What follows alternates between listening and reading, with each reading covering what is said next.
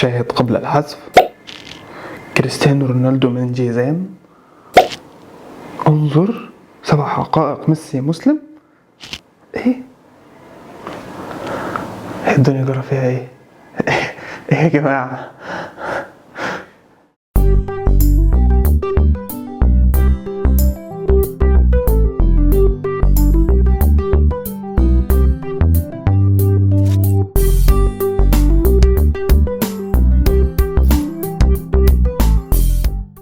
يا هلا والله بالحبايب.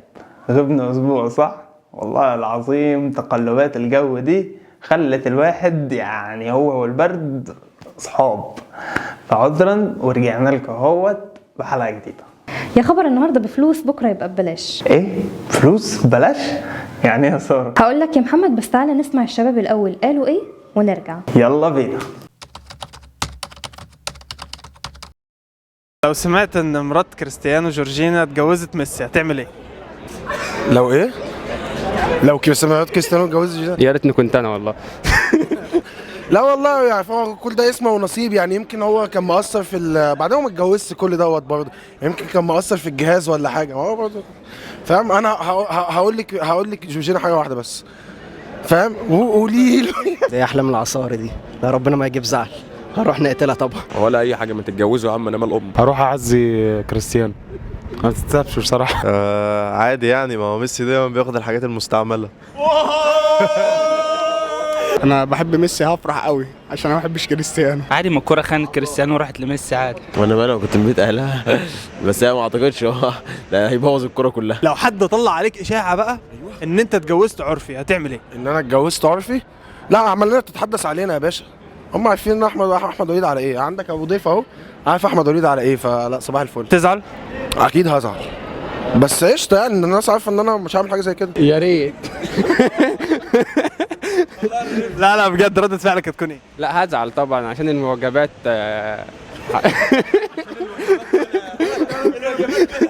عشان المعجبات. انا عملت كده؟ ماشي خلاص. ردة فعلك ايه؟ لا طبعا هزعل طبعا يعني، ده بس انت ما عملتش كده. ما عملتش كده. لا خلاص عادي، لا هزعل طبعا يعني، هيوقف حل ليه طيب؟ يعني ايه ردة فعلك عليهم يعني؟ اروح اتجوز عشان اثبت ان انا ما اتجوزتش عرفي. انا اتجوزت عرفي، لو حلوه هوافق. لا انت مش بيتعرض عليك، انت طلعت اشاعه. طلع عليا اشاعه. لا كده يعني هنهي الخبر ده. ازاي بقى هتعمل ايه؟ سواها هيقف وخطيبتي هتسيب حاجات كتير. مش هعمل حاجه. هتزعل ولا تفرح ولا ايه؟ ولا ازعل ولا افرح ولا هيفرق معايا اصلا، انا عارف انا ايه وبعمل ايه وخلاص، يعني مش فارقه معايا اي كلام. اتجوزت عرفي عادي يا عم يعني. بس انت ما اتجوزتش عرفي، يعني هي طلعت اشاعه. انا اتجوزت عرفي، ما عادي برضه ما يهمنيش راي الناس. عادي ما فيش مشكله عادي. بس انت ما اتجوزتش. هو كده انا مش هعرف اتجوز في الحقيقه، فنفسي اتجوز في اي عرفي بقى وخلاص. مين؟ على حسب موضوع حبه او مش حبه. هو عرفي يعني، هو طلع عليك اشاعه وانت ما اتجوزتش اصلا، طلعت عليك اشاعه عرفي. لا مش حابب الناس تعرف، انا هزعل طبعا. تعمل ايه بقى؟ ايه هعمل ايه؟ هقول ان دي اشاعه عادي. ده مين اللي هيعمل كده؟ حد وخلاص. انا لو اعترضت فيه مش هسيبه. هتزعل يعني؟ ما طبعا هزعل، يعني واحد يقول لي متجوز عرفي، انا كده معلش يبقى انا كده ايه، ان انا راجل وحش واللي انا متجوزه طبعا وحش، فليه بقى السمعه الوحشه دي؟ صح ولا؟ عارف يا محمد ايه هي الشائعة؟ الشائعة هي خبر او مجموعة اخبار بغض النظر عن صحتها او عدمها، بس المميز فيها ان هي بتنتشر بسرعة جدا والناس بيتنقلوها بينهم بسرعة البرق. تفتكر في هدف من الشائعات دي ولا بس مجرد كلام؟ بصراحة يا سارة قعدت ادور في الموضوع ولقيت ايه؟ لقيت ان الشائعات ممكن يكون ليها هدف تجاري وممكن يكون ليها مكاسب فعلا زي ما بقولك كده. وهقولك كمان قصة حصلت في السعودية سنة 2009. انتشرت شائعة ان في نوع من انواع مكاين الخياطة فيها زئبق احمر. عايز اقولك وقتها ان المبيعات وصلت لالاف الريالات، وقتها طبعا الاف الريالات كان كتير، فاللي هو يا نهار ابيض. ايه كمان اهداف من الشائعات يا محمد؟ بعض الشائعات يا سارة ليها أهداف سياسية وخاصة أيام الحروب، بيبقى هدفها إرباك جبهة الأعداء وزعزعة ثقتهم في قوتهم. وفي أهداف تانية كتير زي مثلا حياة المشاهير واللاعبين وأي حد مشهور بقى. في أهداف واضحة وصريحة عن الشائعات اللي بتطلع عليهم، بيبقى هدفها إن هي تعمل فرقعة وسبق صحفي، أو حتى لمجرد إثارة الجدل وخاصة في المواضيع الدينية والسياسية. احنا كده عرفنا الهدف من الشائعة. طب يا سارة، ايه هو سبب وجودها اصلا؟ والله يا محمد في اسباب كتير جدا، بس اهم سبب هو نقص المعرفة والجهل. الجهل بالمعلومات الكافية اللي تخليك توصل وتتحقق من صحة المعلومات اللي وصلتك. مش بس كده، ده انت لما تسمع خبر من حد المفروض انت لو عارف وملم بطريقة التأكد من صحة الخبر ده، فانت بتدور وتبحث فعلا قبل ما تنشر اي خبر. لازم تكون متأكد ان هو صحيح تماما. طيب ايه كمان اسباب؟ الفراغ والفضول اللي بيخلوا الناس بتبقى عايزة تنقل اي خبر بغض النظر عن صحته او عدمه. لو تفتكر يا محمد، احنا في الموسم الاول من على فكرة بقى اتكلمنا ان الجهل والفراغ سبب لمشكلات كتير جدا في المجتمعات. عشان كده المجتمعات والبيئات اللي فيها جهل وفراغ كتير جدا بتكتر فيها النميمة والشائعات. بيبقى سهل قوي خداعهم او ان حد يضحك عليهم، والمعلومات الخاطئة والشائعات دي بتنتشر بينهم بسرعة البرق. عارفة يا سارة ان في حاجة اسمها قانون الشائعات؟ بجد؟ اول مرة اعرف. بص يا سيدتي العزيزة، قانون الشائعات بيقول ايه؟ احنا الاول نشرح القانون سوا بعدين نقول المعادلة بتاعته. احنا قلنا ان من اسباب الشائعات الجهل والفراغ، يعني مفيش حاجة تشغل الناس، فمن هنا تبدأ ظهور الأخبار الكاذبة والشائعات. بس ده مش كفاية، لازم يكون في عاملين مهمين قوي علشان الشائعة دي تظهر وتبقى قوية. ايه هما بقى؟ أهمية الخبر والغموض. أيوة، الغموض.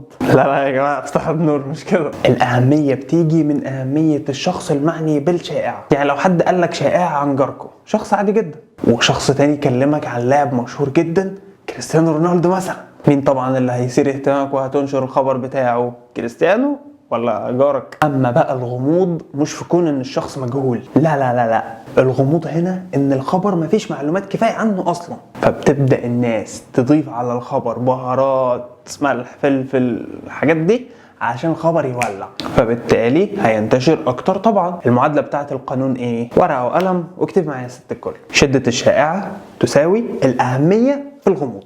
انت عارف يا محمد ان في قوانين بتعاقب على الشائعات؟ بصراحه لازم فعلا علشان اضرارها كبيره قوي. ما تقول لنا يا ساره ايه اضرارها عشان في قانون بيعاقب على نشرها؟ تمام، بص يا سيدي، اول واخطر ضرر هو الضرر النفسي اللي بيتعرض له الشخص المعني بالشائعة. حتى لو انت شخص ما بتهتمش لكلام الناس، فدوت برضو بيبقى اثر لكلامهم عليك وعلى صحتك النفسية حتى لو بسيط. في ناس لا قدر الله بيوصل معاهم الموضوع لجلطات وسكتات قلبية ودماغية. ربنا يسلمنا جميعا ويحفظنا من كل شر. من اشهر القصص اللي حصل فيها ضرر نفسي كبير جدا بسبب شائعات هي حادثة الإفك. من أخطار الشائعات كمان خلط الصح بالغلط، خاصة في أمور الدين، وده بيكون لو ما حصلش تدخل سريع وحازم من رجال الدين أو المشايخ اللي هم أدرى مننا بأمور الدين. وفي شائعات كمان ممكن تخلي الناس اللي الجهل منتشر عندهم بيتبني عليها سلوكيات ومعتقدات خاطئة جدا. السلوكيات والمعتقدات دي ممكن تدمر حياة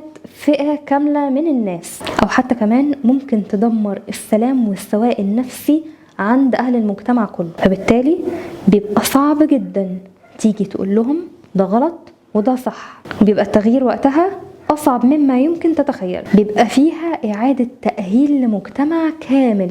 تخيل بقى لو المجتمع ده مش بس مجتمع صغير، دولة كاملة. من أخطار الشائعات كمان إن كأنك بتصب الزيت على النار، بأن يكون في مشكلة وانت بقصد أو بدون قصد بتيجي تقول خبر شائعة، طبعا يعني انت مش عارف صح ولا غلط، فبتقوم تزود المشكلة أكتر كأنك بتصب الزيت على النار. طيب يا محمد، احنا دلوقتي قلنا أخطار الشائعات، قولنا كده ايه الفرق بين الشائعات زمان ودلوقتي؟ نهار ابيض، الفرق فظيع. عايز اقولك يا ساره ان انتشار الشائعه زي الهوا، عشان التكنولوجيا بقى والحاجات دي تطورت وبقت بتنشر كل حاجه في ثواني. يعني الخبر لو في بيتك او انت نزلت حتى حاجه بالغلط ويعني حدث جانبي كده عرضي، هوب تلاقي جيرانك وجيران جيرانك وصحابك كلهم عرفوا، وكلهم هيتكلموا عن الموضوع، والخبر هينتشر بشكل لدرجة ان انت فجأة ده مش الخبر اصلا، ده مش كده، ده مش انا يا جماعة اللي حصل معايا ده اصلا. نفهم ايه بقى؟ ان السوشيال ميديا هي ارض المعركة، والشائعات بتنتشر فيها كده. زمان كان انتشار الشائعات في المجالس، السوق، قعدة صحاب كده، بتبقى منحصرة على المكان أو أهل البلد بس. أما دلوقتي الشائعة اللي في مصر بتلف الدنيا كلها، والعكس صحيح. بمناسبة ان الشائعات بتلف يا محمد، انا عايزة اقول ان الشائعات دي من النميمة اللي الرسول صلى الله عليه وسلم حذرنا منها ومن خطرها. وكان خطر إفشاء النميمة كان في حديث الرسول صلى الله عليه وسلم: كفى بالمرء كذبا أن يحدث بكل ما سمع. في القرآن في الآية الكريمة ربنا سبحانه وتعالى قال لنا: يا أيها الذين آمنوا إن جاءكم فاسق بنبأ فتبينوا أن تصيبوا قوما بجهالة فتصبحوا على ما فعلتم نادمين. طيب يا محمد، قول لنا بقى الحل في الشائعات دي نعمل ايه؟ بص يا سارة وركزي معايا بقى. أول حاجة وأهم حاجة التثبت بالمعلومة اللي بنتلقاها، وإننا نتأكد ونكون على وعي كافي من المعلومة دي ونعرف مصدرها منين. ولو في خبر وصل لك عن حاجة انت ما تعرفهاش او ما تقدرش تتثبت من صحتها، يا ريت يا ريت يا ريت 3 يا ريت اهو توقف الخبر عندك، ما تخليهوش ينتشر، وخاصة لو في كلام مسيء عن شخص او ممكن يسبب له اذى. لو الشخص ده بقى انت تعرفه، حاول تنبهه انه يوضح صحة المعلومات اللي بتتقال عنه او يتعامل معاها. ولو انت من الناس اللي بتنقل الكلام او بتنشغل بالاخبار، يا ريت تشغل نفسك عشان ما تبقاش انت هدف، او تبقى الحلقة الاضعف اللي من خلالها بتنتشر الشائعات والنميمة. من الاخر يعني خليك في حالك والزم نفسك، وخلي دايما عندك المبدأ بتاع السر لازم له الكتمان. الشائعة او الخبر اللي وصلك اعتبره سر وما تقولوش. طب في حالة انك انت الشخص بقى اللي اتقالت عليه الشائعة، تعمل ايه؟ في بعض الشائعات الافضل الرد عليها واظهار صحتها، وفي شائعات الافضل تجاهلها وعدم الرد عليها، عشان ما يبقاش في تمادي اكتر وتخيل بقى ويسرح الخيال عارفين. على فكرة بقى، لما تسمع شائعات أو نميمة افتكر إن اللي بدأ بالخبر حاقد، وإن اللي بينشرها أحمق، واللي بيصدقها أهبل، زي ما قال زياد عبد النور. ونختم بقى حلقتنا بمقولة تانية للإمام مالك، قال فيها إيه؟ اعلم أنه فساد عظيم أن يتكلم الإنسان بكل ما سمع دون تثبت، لأنه يسمع الصدق والكذب. بس كده، سلام.